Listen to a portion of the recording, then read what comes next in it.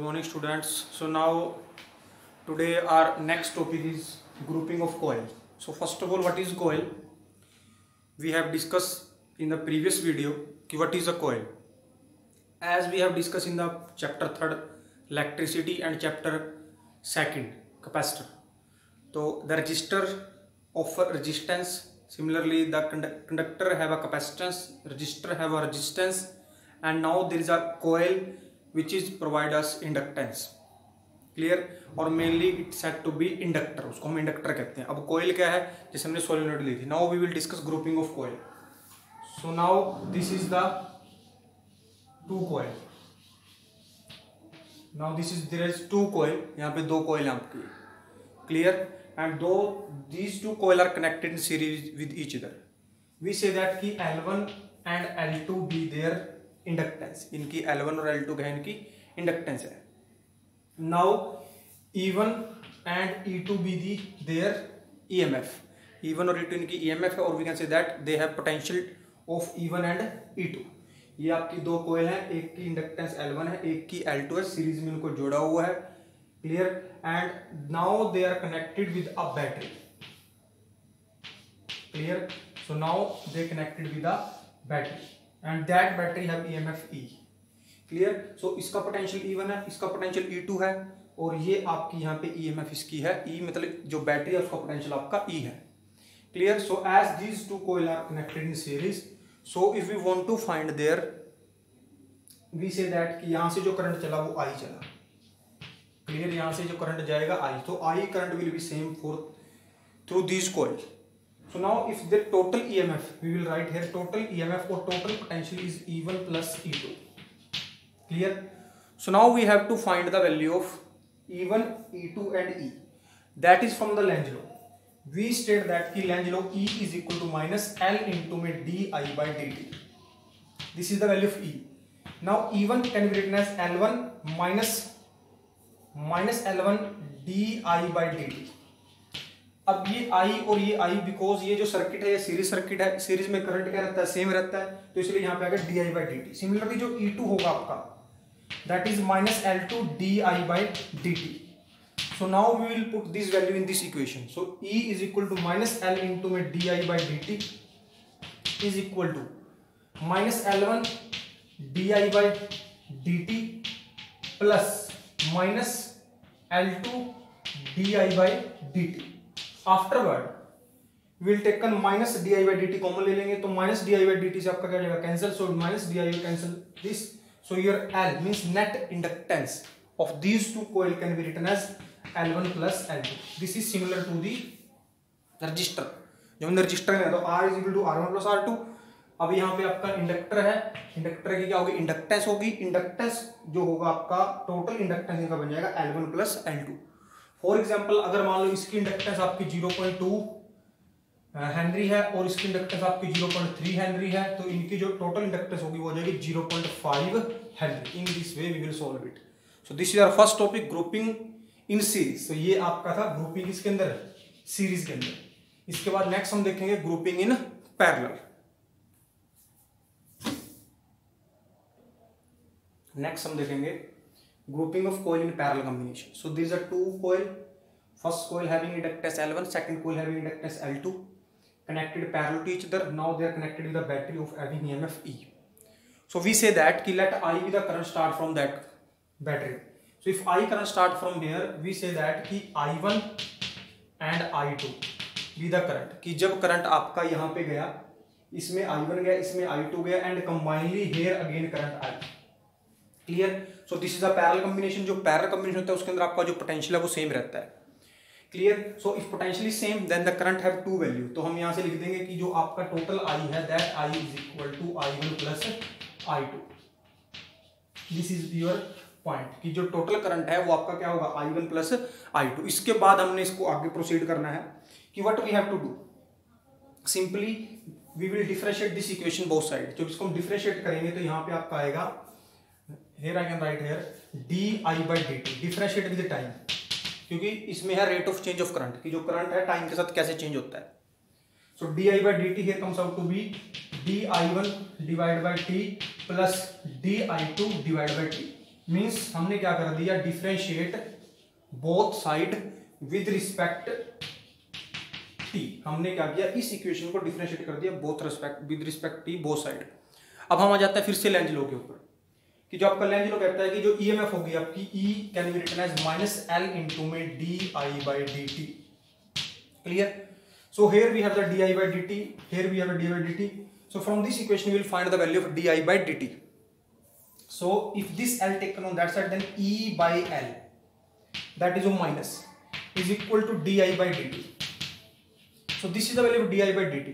If I want to find di1 divided by dt, di1 means change in current I1 with respect to time.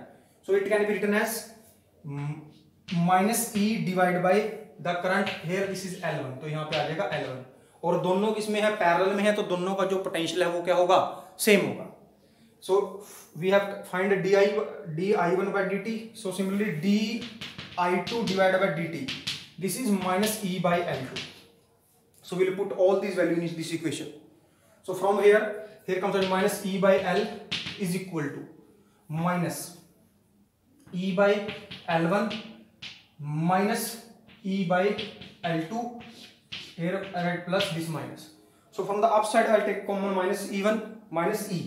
So if minus e is common, here comes out to be the result. So ये e आपका क्या जाएगा, cancel हो जाएगा। The result comes out to 1 upon l is equal to 1 upon l1 plus 1 upon l2. So this is the combination of coil in parallel. तो जो next topic है अपना वो है energy stored in inductor. Inductor means coil, कि coil के अंदर जो एनर्जी स्टोर होगी उसकी वैल्यू क्या होगी। फर्स्ट ऑफ ऑल हमने क्या लिया, कोयल ली हैविंग इंडक्टेंस एल, इसकी जो इंडक्टेंस है एल है। Clear? It is connected with a battery whose EMF और whose potential is E. Clear? तो एक ईएमएफ हमने यहाँ से वोल्टेज अप्लाइड की तो ये करंट यहाँ गया, जब इस कोयल में से करंट फ्लो हुआ तो यहाँ पे भी ईएमएफ डेवलप होगी, लेकिन वो ईएमएफ ऐसे डेवलप होगी it oppose the cause which is produce.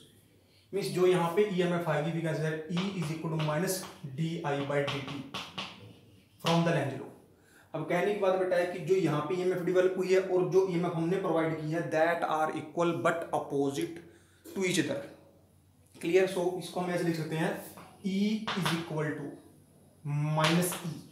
सो ये E आपका ये है और माइनस ई जब यहाँ से लिखेंगे तो यहाँ वैल्यू आ जाएगी माइनस इंटू में minus D I by D T. So it become E can be written as L into में D I by D T. ये हमने यहाँ से E निकाल लिया। क्लियर? और सिंपली आप इसको लिख सकते हो टेकिंग मैग्नीट्यूड बोथ साइड से, लेकिन आपने याद रखना है कि जो हमने बाहर से ईएमएफ प्रोवाइड की है और जो यहाँ पे ईएमएफ डेवलप होगी that are opposite to each other from the Lenz law जो हमने पढ़ा था। तो ये हमने ई निकाल लिया। We have to find the energy, for energy we have to find the work done. So work done we know that. अब हमने एक ऐसा फॉर्मूला अपने दिमाग में लेके आना है जहाँ पे आपका ईएमएफ भी थी, मीन्स पोटेंशियल भी था और वर्क डन भी था। वो आपका था V is equal to W upon Q. ये आपका फॉर्मूला था आपका V is equal W upon Q.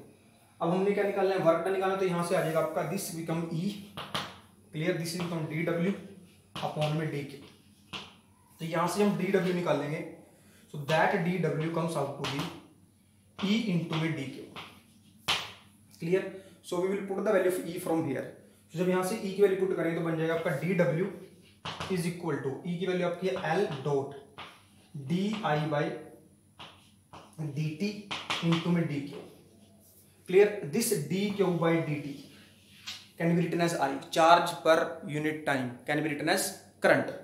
सो आपका जो यहां से डी डब्ल्यू बनेगा that D W can be written as L I into में डी आई। ये एल है, ये डी आई है और इसका बन गया आपका आई। अब हमने क्या करना है, we will integrate both side. अब करंट की वैल्यू क्या होगी, धीरे धीरे धीरे धीरे आपकी बढ़ेगी, एक पॉइंट जब मैक्सिमम हो जाएगी। क्लियर? क्योंकि करंट बढ़ेगा लेकिन ये जो ईएमएफ यहाँ प्रोड्यूस है उसको अपोज करती है बढ़ने को, लेकिन वो अपनी पीक पे पहुंचेगा, एकदम से नहीं पहुंचेगा, धीरे धीरे उसने पीक पे पहुंचना, एकदम से नहीं पहुंचेगा। तो ये हमने जीरो से लेके आई नॉट मीन्स मैक्सिमम करंट। अब डी डब्ल्यू का तो आपका डब्ल्यू बन गया, एल आपका कांस्टेंट ही है, तो अंदर बचा आपका क्या, आई इंटू में डी आई। तो अब आपने आई को इंटीग्रेट करना विद रिस्पेक्ट डी आई के, तो ये बन जाएगा आपका, इसमें नहीं करेंगे तो पावर 1 प्लस नीचे डिवाइड बाई 2। तो आपका जो वर्क डन आ गया, that work done comes out to be W is equal to half Li². So this is the work done, and that work done stored in the energy, and this energy is known as magnetic energy. Clear? So इसको हमने store कर लिया energy की form में, तो जो energy आई आपकी that comes out to be half Li². So this is the energy stored in a inductor, और जो एनर्जी होगी ये आपकी एनर्जी होगी मैग्नेटिक एनर्जी. क्लियर? अब इसके अंदर जब अपन लिमिट पुट करेंगे, लिमिट जब पुट करोगे एक बार 0 एक बार I0, तो यहाँ पे आपका आ जाएगा I0 स्केलर. अब इसको आप अलग अलग के लिए निकाल सकते हो. फॉर एग्जांपल अगर हमने सोलेनोइड के लिए निकालना है इसको, means we have to find the energy stored in a solenoid. इस सोलेनोइड के अंदर एनर्जी स्टोर क्या होगी? सो हम यहाँ पे क्या करेंगे, we will put the L value for solenoid and current for the solenoid. So हमें पता है यहाँ पे कि जो सोलेनोइड होता है उसका जो बी होता है वो होता है μ0 एंड आई. यहां से हम आई निकाल लेंगे. क्लियर? तो ये जो आई होगा आपका, ये आपका बन जाएगा B divide by μ0 N. Clear? ये आई निकाल लिया हमने सोलेनोइड का. सिमिलरली हमने इससे पिछला टॉपिक किया था इंडक्टेंस फॉर अ सोलेनोइड. तो इंडक्टेंस फॉर अ सोलेनोइड के अंदर जो आपका एल आया था सोलेनोइड का, that L value is given by this is equal to μ0 n² an. ये हमने निकाला था. तो अब अगर हमने सोलेनोइड के लिए इसके लिए निकाल दिया एनर्जी, तो एनर्जी ऑफ अ सोलेनोइड तो UM ये है हमारी मैग्नेटिक एनर्जी. तो जब पुट करेंगे तो हाफ इंटू में we will put the L value, तो μ0 इंटू में n² इंटू में a इंटू में l. We will put their value this I value in that place. So b divide by μ0 n. सो आपका ये μ0 से μ0 कैंसिल हो गया, एक n के साथ एक n कैंसिल हो गया. तो आपकी जो एनर्जी है UM magnetic energy that is half, here left NaLb. तो here comes out to be NBAL. so this is the energy stored in a solenoid. और किस पे डिपेंड करती है? लेंथ पे डिपेंड करती है, एरिया पे डिपेंड करती है, फील्ड पे डिपेंड करती है, और नंबर ऑफ टर्न और उसका हाफ. ये हमने निकाली एनर्जी ऑफ अ सोलेनोइड. इसके बाद जो अगर हम वन मोर पॉइंट बेटा, there is the value I². यहाँ पे I का स्केयर है, तो हमें इस टर्म का स्केयर करना पड़ेगा. यहाँ से जब इसका स्केयर करेंगे तो यहाँ से आपका बनेगा B², यहाँ बनेगा μ0 का स्केयर, और ये बनेगा n². सो आपका ये n² के साथ n² पूरा कैंसिल हो जाएगा, एक म्यू के साथ एक म्यू कैंसिल होगा. तो इसके नीचे आपकी जो वैल्यू आएगी that comes out to be B² divide by μ0, half B² AL divide by μ0. ये आपकी वैल्यू होगी सोलेनोइड की. अब आप निकालें एनर्जी डेंसिटी.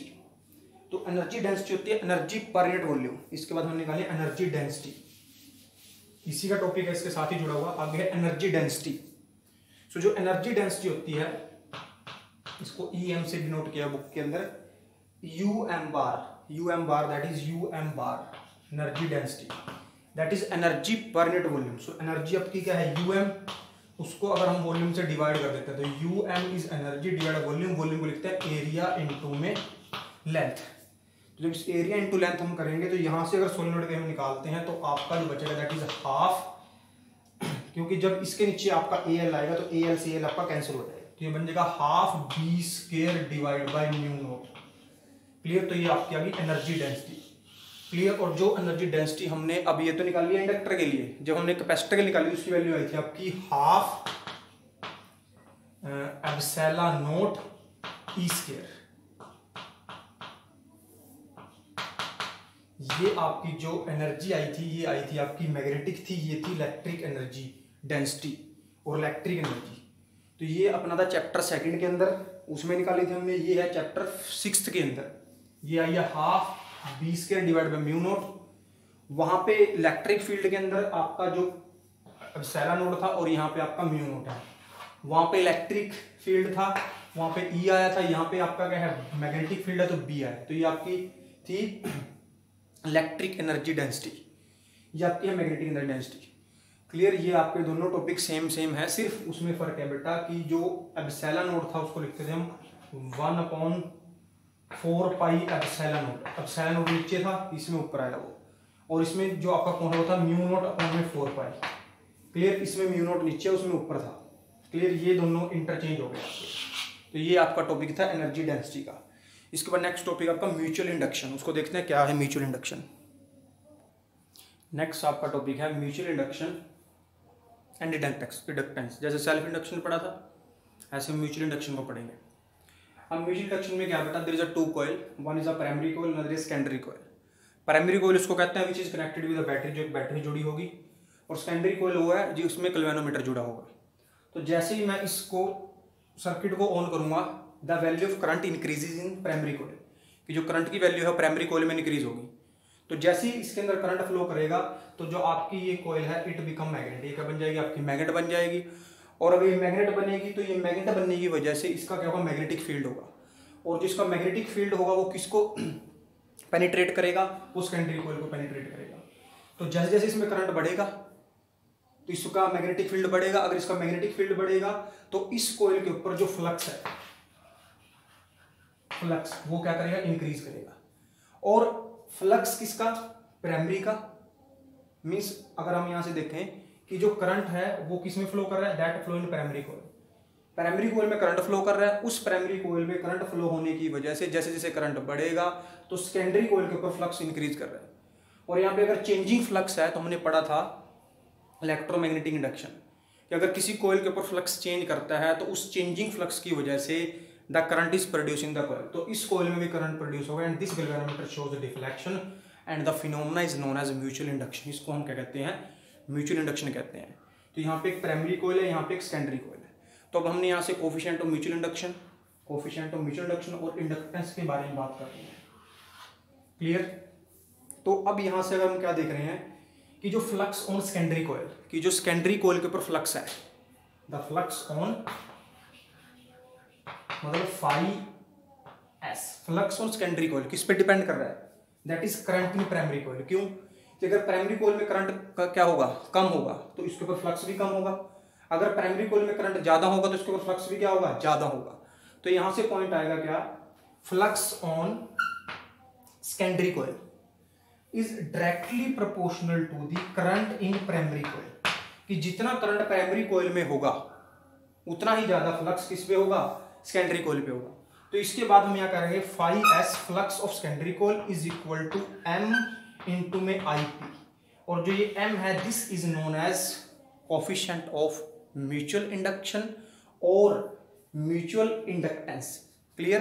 तो अगर इसको कोफिशिएंट लिखोगे तो कोफिशिएंट ऑफ म्यूचुअल इंडक्शन होगा, अगर कोफिशिएंट नहीं लिखना तो ये है म्यूचुअल इंडक्टेंस। तो ये आपका यहाँ से वैल्यू आ गई, दिस इज द डेरिवेशन। वही पहले की तरह, पहले हम लिखा था phi is directly proportional to I था, वो सिर्फ एक ही कॉइल थी वहां पे, तो वहां से फाई इज इक्वल टू आया था एल आई की। ये एल था coefficient of induction, inductance, coefficient of induction, और या इसको बोला था आपने इंडक्टेंस। लेकिन यहाँ पे है कोफिशिएंट ऑफ म्यूचुअल इंडक्शन या कहते हैं म्यूचुअल इंडक्टेंस। अब यहाँ से अगर हमने एम की वैल्यू निकालनी है तो एम की वैल्यू हम निकाल लेते हैं। अगर मैं कह देता हूँ I P is equal to 1, so what is coefficient of mutual induction? तो coefficient of mutual induction is the flux linked with the secondary coil when the unit current is flow through the primary coil। कि जो आपका flux, जो आपका coefficient of mutual induction है वो किसके equal है, वो फ्लक्स के इक्वल है। Which flux, flux link with secondary coil. कब, when a unit current is flowing through the primary coil. अब ये तो आपका था किसकी फॉर्म में, in the form of current. अगर हमने इसको ईएमएफ की फॉर्म में लिखना है so we will again move to the that Faraday law. तो फैराडे लॉ क्या कहता था, E is equal to minus d phi by D T. Clear. तो E था आपका माइनस के d phi by D T. Clear. तो Faraday ने कहा था, अब यहां से हमने फाई की वैल्यू निकाली तो will put the value phi, तो जो यहां से E आएगा वो आपका आ गया माइनस m बाहर आ गया। Clear. And this is d I t divide by D T. So यहां से आपकी डेफिनेशन आ जाएगी किसकी फॉर्म में, in the form of EMF. अब यहां से जब मैं वैल्यू लिखूंगा तो इसको उठा के मैं इधर ले आऊंगा, तो E डिवाइड बाय माइनस लिख देते हैं, माइनस चला गया। This is d I p divide by d t is equal to M. अब यहां से m क्या होगा, if rate of decrease of current in primary coil is unit. अगर rate of decrease of current primary coil में क्या है, unit है, the coefficient of mutual induction is equal to the EMF. ये आपने लिखना है। अब रेट ऑफ डिक्रीज है तो इसलिए ये माइनस का साइन हम यहाँ पे ले आएंगे। तो if d I p divide by D t is equal to 1, rate of decrease of current in primary coil is unit, then the coefficient of mutual induction can be given by the EMF, तो it is equal to EMF. तो ये आपका आ गया। अब यहाँ से अगर अपन इसकी यूनिट निकालनी है तो यूनिट इसकी भी हेनरी होगी क्योंकि है तो इंडक्शन ही, तो यहां से यूनिट निकाल लेंगे, यहां से भी निकाल सकते हो, दैट इज फ्लक्स वेबर पर एम्पियर। क्लियर? यहां से एम क्या होगा, ये नीचे आ गया था आपका, तो अगर ये नीचे आएगा तो फ्लक्स की होती है वेबर और करंट की होती है एम्पियर। अगर यहां से निकालनी है तो यहां से निकलेंगे आपकी, इसकी होती है वोल्ट, इसकी होती है वोल्ट, और ये करंट की होती है आपकी क्या, एम्पियर, और टाइम की है सेकंड, सेकंड कहाँ जाएगा, ऊपर चलेगा, तो बन गया volt second per ampere which can be written as henry. तो ये आपका टॉपिक था mutual induction and mutual inductance. Means एक कॉइल में करंट की वैल्यू को कम ज्यादा करेंगे, दूसरी कॉइल में भी करंट प्रोड्यूस होगा, और जो दूसरी कॉइल में आपका जो करंट प्रोड्यूस हो रहा है वो कहीं ना कहीं पहली कॉइल के करंट पे डिपेंड कर रहा है, और पहली कॉइल का जो करंट है उसका जो फ्लक्स है वो सेकेंडरी कॉइल को इफेक्ट करे, मतलब flux on secondary coil, this is secondary coil. So इसका फ्लक्स वो किस पे डिपेंड करता है, current in the primary coil. तो जितना करंट प्राइमरी कॉइल में होगा उतना ज्यादा ही सेकेंडरी कॉइल के ऊपर फ्लक्स होगा, जितना ज्यादा फ्लक्स होगा उतना ही करंट फ्लो करेगा सेकेंडरी कॉइल के अंदर। सेम टॉपिक है, जहां पे एल था वहां पे एम आएगा, बाकी सब कुछ वही रहेगा आपका। तो ये आपका टॉपिक था mutual induction and mutual inductance. Next हम एक दो टॉपिक डिस्कस करते हैं, mutual induction for the various coil. अब जो नेक्स्ट जो टॉपिक अपना है वो है mutual induction of two long coaxial solenoid. मतलब दो सोलेनॉइड है वो है कोएक्सियल। कोएक्सियल का मीनिंग बेटा ये है कि दिस इज फर्स्ट कॉइल, ये मान लो पहली कॉइल है, ये पहली कॉइल, इसके ऊपर दूसरी coil, means they are not connected with each other, मतलब उन दोनों में कोई कनेक्शन नहीं है। जैसे हम क्या करते हैं कि ये पहली कॉइल ले ली, इसके ऊपर हमने ज़्यादा रेडियस की दूसरी कॉइल को हमने वाउंड कर दिया, लेकिन दोनों कॉइल आपस में एक दूसरे से कनेक्टेड नहीं है। अब क्या होगा कि एक कॉइल को हम कनेक्ट करेंगे बैटरी के जिसमें करंट आएगा, और उस कॉइल की वजह से दूसरी कॉइल में भी करंट आएगा। क्यों आएगा? Due to mutual induction.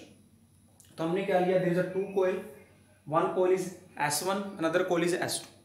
अब जो आपकी S1 है that is connected with battery, ये S1 क्या है, कनेक्टेड है बैटरी के साथ, तो S1 में से आएगा करंट। S2 में, S2 is not connected with battery, वो बैटरी से कनेक्टेड नहीं है, लेकिन इस S1 की वजह से इस आपकी जो S2 कॉइल है उसके अंदर करंट आएगा, और वहां से हम उसकी म्यूचुअल इंडक्शन निकालेंगे क्या होगी। क्लियर? तो हम यहाँ पे कहते हैं पहले कि both the coil having length L। So यहाँ पे क्या है, there is a two coil S1 and S2 having length L and area cross section A। Clear? And the solenoid S1 having N1 turn total, I am writing here total turns in S1 is equal to N1, then total turn in S2 is N2. Clear? And both the S1 and S2 having length L and area A, दोनों coil की जो length है L है और area क्या है, A है।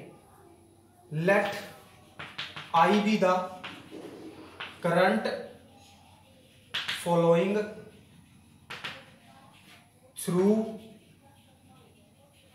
S1, कि जो फर्स्ट कॉइल थी S1 उसमें से करंट फ्लो कर रहा है I। अब जैसे ही S1 में से करंट फ्लो करेगा वो मैग्नेट बन जाएगी। अगर वो मैग्नेट बन गई है तो उसका मैग्नेटिक फील्ड होगा। क्लियर? अगर उसका मैग्नेटिक फील्ड है तो उसका मैग्नेटिक फ्लक्स भी होगा, और वो जो मैग्नेटिक फ्लक्स है वो किस पे जाके एक्ट करेगा, वो करेगा S2 के ऊपर act.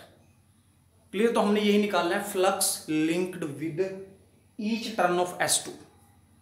We have to find flux linked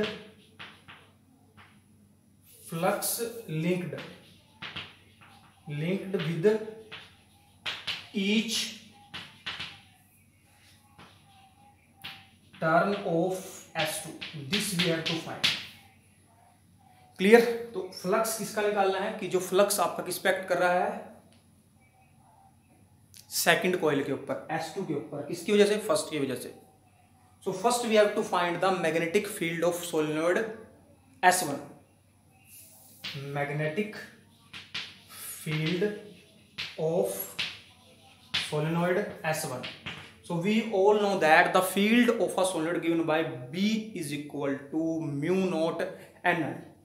So जो मैग्नेटिक फील्ड है आपका किसका? सोलेनोइड का, वो आपका है, मान लो we say that B1। Magnetic field of solenoid S1 given by B1 which is equal to mu naught Ni।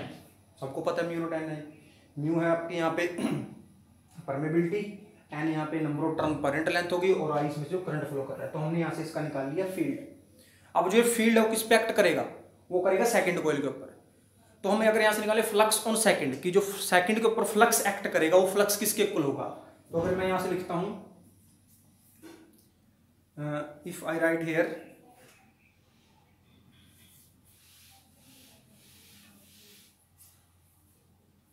Magnetic flux on each turn of S2 that is phi two लिख दो इसको ताकि आपको समझ में, फाई टू फ्लक्स। तो phi two किसके equal होगा? हमें पता है field of first coil and area of second, क्योंकि जो फ्लक्स पेनिट्रेट करेगा वो सेकंड के एरिया को करेगा, और जो फील्ड किसका आ रहा है वो पहले कॉइल का आ रहा है आपका। तो यहाँ पे जो फाई टू होगा दैट इज B1 इंटू में A। ये पॉइंट समझना सभी ने कि जो प्राइमरी कॉइल का फील्ड है उसका जो फ्लक्स है, फील्ड जो किसका? प्राइमरी कॉइल का, उस फील्ड की वजह से ही सेकेंडरी कॉइल के ऊपर फ्लक्स जा रहा है। तो सेकेंडरी कॉइल का जो फ्लक्स है वो डिपेंड करता है प्राइमरी कॉइल के फील्ड के ऊपर।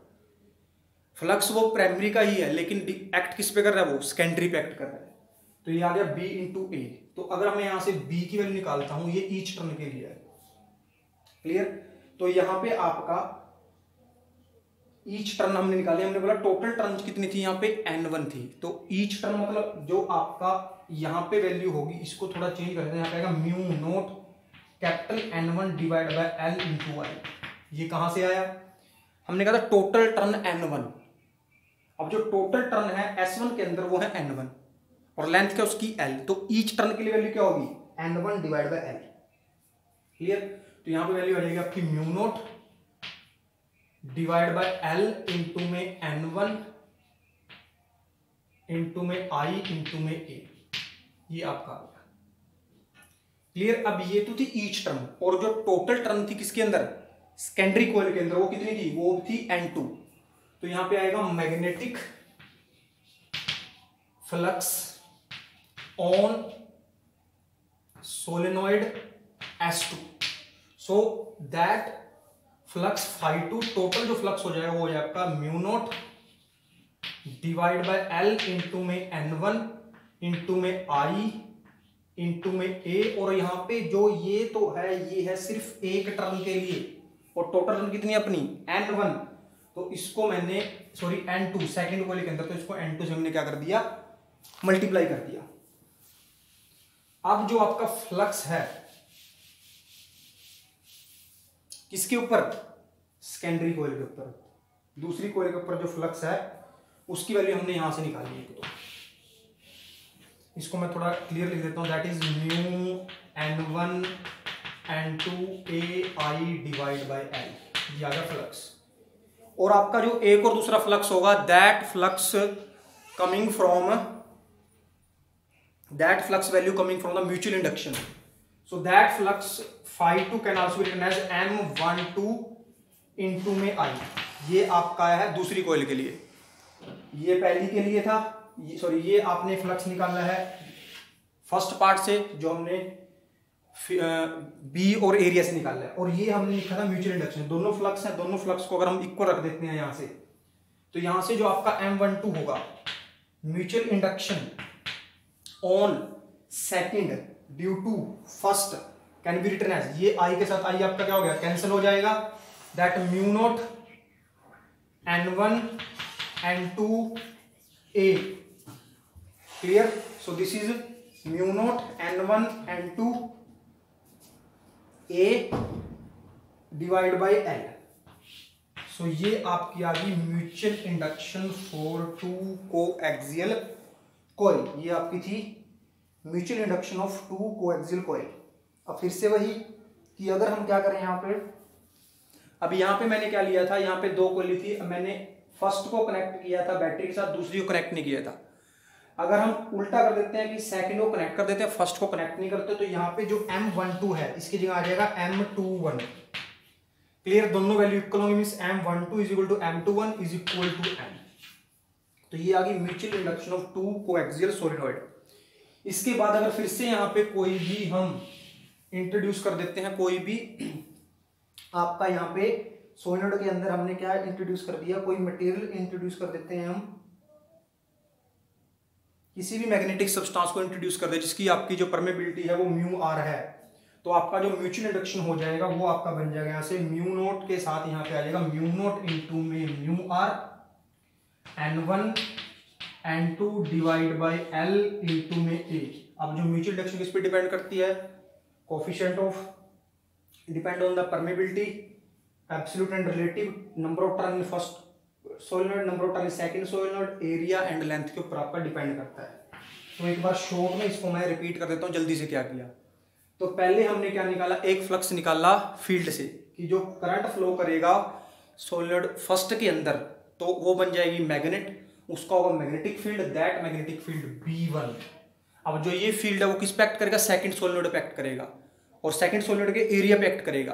तो जो सेकंड सोलेनॉइड के ऊपर फ्लक्स एक्ट करेगा वो बनेगा किसका, एरिया, फील्ड किसका, फील्ड किसका पहले का, एरिया किसका दूसरे का, मींस फील्ड फर्स्ट सोलेनॉइड का, एरिया सेकंड सोलेनॉइड का।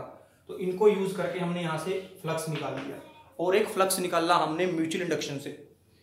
अब जो ये फ्लक्स था बेटा that is link with each turn, मतलब एक टर्न थी, और जो सेकंड सोलेनॉइड के अंदर टर्न थी N2, तो बाद में हमने इसको N2 से मल्टीप्लाई कर दिया यहाँ पे। तो एक फ्लक्स आया आपका फील्ड की वजह से, एक फ्लक्स है जो दोनों में म्यूचुअल इंडक्शन होगी, तो दोनों फ्लक्स को इक्वल रख के यहाँ से निकल गया कोफिशिएंट ऑफ म्यूचुअल इंडक्शन। और यहाँ पे जो M12 और M21 होंगे ये दोनों इक्वल होंगे। तो अगर मैं क्या कर देता हूँ, जैसे अब तो मैंने S1 में से करंट फ्लो करवाया था, अगर मैं S2 में से करंट फ्लो करवाऊंगा कोई डिफरेंस नहीं आएगा, सिर्फ आपका वही फॉर्मूला होगा, फर्स्ट के लिए निकालोगे सेकंड का आ जाएगा, सेकंड निकालोगे फर्स्ट का आ जाएगा। तो ये आपका टॉपिक था mutual induction of two coaxial coil, ये आपकी टू कोएक्सियल कॉइल। इसके बाद नेक्स्ट टॉपिक है कंसेंट्रिक कॉइल के लिए। नेक्स्ट आपका टॉपिक है mutual induction of two concentric coil. बेटा ये दो कंसेंट्रिक कॉइल के लिए हमने म्यूचुअल इंडक्शन निकालनी है। तो यहाँ पे आपकी दो कॉइल है, फर्स्ट कॉइल C1 है उसकी रेडियस R1 है, और सेकंड कॉइल C2 है उसकी रेडियस R2 है, और करंट I फ्लो कर रहा है किसमें से, सेकंड कॉइल में से। अब जब सेकंड कॉइल में से करंट फ्लो करेगा तो सेकंड कॉइल बनेगी मैग्नेट। अगर वो मैग्नेट बनेगी तो उसका क्या होगा, मैग्नेटिक फील्ड। उसका मैग्नेटिक फील्ड किस पे एक्ट करेगा, C1 के ऊपर, पहली कॉइल के ऊपर। क्लियर, अगर इसके ऊपर एक्ट करेगा तो इसके ऊपर फ्लक्स है, तो जो फ्लक्स एक्ट ऑन C1 वो किसकी वजह से है, field of C2 and area of C1। यही हमने करना है और यहीं से आपका। तो अब यहां से वैल्यू निकालता हूं मैं सबसे पहले B2 मींस C2 का फील्ड दैट इज B2। अब हमने किया था अगर कोई सर्कुलर कॉइल है तो उसकी वैल्यू क्या होती थी, that is 4 chapter mu naught upon में 4 पाई। अगर स्ट्रेट कंडक्टर था तो आता 2I/R। अब कंडक्टर क्या है, सर्कुलर कॉइल, तो यहां पे आएगा 2 pi I divide bye R। इसकी रेडियस कितनी है, दैट इज R2। तो ये फील्ड है B2 किसका, C2 का। C2 मतलब ये आपकी दूसरी कॉइल जो इसको अंदर जो बाहर से है। अब इसका फील्ड किस पे एक्ट करेगा, C1 के ऊपर। तो अगर मैं लिखता हूं यहां पे flux on C1 which can be written as phi, तो ये फ्लक्स किसके होता है, वी नो दैट BA। अब ये B किसका एक्ट कर रहा है, इसके ऊपर B एक्ट कर रहा है किसका, C2 का। तो what is the value of this is B2। A means area किसका, इसके खुद का एरिया होगा ये। तो B2 इंटू A इसका क्या है, दैट इज रेडियस R। तो यहाँ पे आ जाएगा पाई R1 स्क्वायर, और B2 वैल्यू क्या है, that is mu naught upon में 4 pi dot 2 pi I divide by R2। Clear, into में यहां पे आपका आ जाएगा पाई R1 का स्क्वायर। तो ये आपका आ गया फ्लक्स। इसके फ्लक्स है ये जो सेकंड का है, इसके ऊपर फ्लक्स एक्ट जो कर रहा है C1 के ऊपर। फ्लक्स निकाले हमने एक फ्लक्स और किससे, म्यूचुअल इंडक्शन से। वो किसके ऊपर होगा, that flux can be written as that is MI। तो ये भी फ्लक्स है, ये भी फ्लक्स है, दोनों फ्लक्स किसके ऊपर है, इसके ऊपर है। तो दोनों फ्लक्स को अगर हम इक्वल रख देते हैं तो ये I के साथ आपका ये I क्या हो गया, कैंसल। तो जो यहां से M आया आपका, वो M क्या आएगा, that M can be written as this M। यहां से क्या बचा, mu naught upon, this is mu naught upon 4 pi, mu naught upon 4 pi. उसके बाद आपका यहाँ I से I कट गया आपका, दैट इज 2 पाई, और ये 2 पाई था आपका, एक बार लिख लेते हैं, फिर इसके बाद इसको रीअरेंज कर लेंगे। 2 पाई देन अगेन पाई इनटू में R1 का स्क्वायर डिवाइड बाय, नीचे आपका है यहाँ पे R2। क्लियर। अब इसको हम रीअरेंज करते हैं तो ये बन जाएगा आपका 2 पाई स्क्वायर, ये बनेगा 2 पाई स्क्वायर, ये 1 पाई के साथ 1 पाई कैंसिल, 2 के साथ ये कैंसिल, तो ये बनेगा mu naught upon 2, clear, dot pi R1 square divide by R2। तो ये आपका आ गया mutual induction of 2 concentric coil. ये आपका आ गया mutual induction of 2 concentric coil. Clear. तो ये हमने लिखा है, इसको अगर हम रीअरेंज करना चाहते हैं तो उसको रीअरेंज कर सकते हो। वही बात है, अगर करंट इसमें से फ्लो कराएंगे तो उसके ऊपर एक्ट करेगा, करंट इसमें से फ्लो कराएंगे तो उसके ऊपर एक्ट करेगा। सिर्फ ये आपकी वैल्यूज में ही चेंज आएगा, बाकी सारा आपका सेम रहेगा। तो ये आपका था म्यूचुअल इंडक्शन ऑफ 2। और यहाँ से जो आपकी M12 और M21 की वैल्यू सेम ही रहेगी अगर हम यहाँ से निकालते हैं। लेकिन आपके जो मेरे पास बुक है बेटा, उस बुक के अंदर उन्होंने मतलब मान कुछ रखा है, कर रहे उसको अलग तरीके से, आपने इसके अकॉर्डिंग करना है। सिर्फ इसके अंदर बात याद रखनी है बेटा, जिसमें से करंट फ्लो करेगा उसका होगा फील्ड, और जो जिसके ऊपर वो फील्ड एक्ट करेगा उसका होगा एरिया। तो ये आपके टॉपिक थे। इसके बाद आपके 2 टॉपिक रहते हैं, जनरेटर और एक और टॉपिक है, तो वो टॉपिक आपके हम नेक्स्ट वीडियो में करवाएंगे। आपने इसको कंप्लीट करना है, वीडियो को देखना है। कुछ बच्चे बेटा बहुत अच्छा काम कर रहे हैं, लेकिन कुछ अभी सीरियस नहीं है, तो आप लोगों ने सीरियसली ही काम करना है, अपने सिलेबस को कंप्लीट करना है। अब हमारा ये चैप्टर पूरा होने के बाद फिर इसके बाद हम एक मीटिंग करेंगे दोबारा से, उसमें देखते हैं फिर आगे आप सबसे पूछा जाएगा कि न्यूमेरिकल करना चाहते हो पहले या next chapter 7। So this is over for today. और वीडियो को देखने के बाद बेटा लाइक ज़रूर किया करो। अगर आपको कहीं पे कोई डाउट है तो आप उसको बोल सकते हो, ताकि हम आपको उस डाउट को क्लियर कर सकें। Thank you.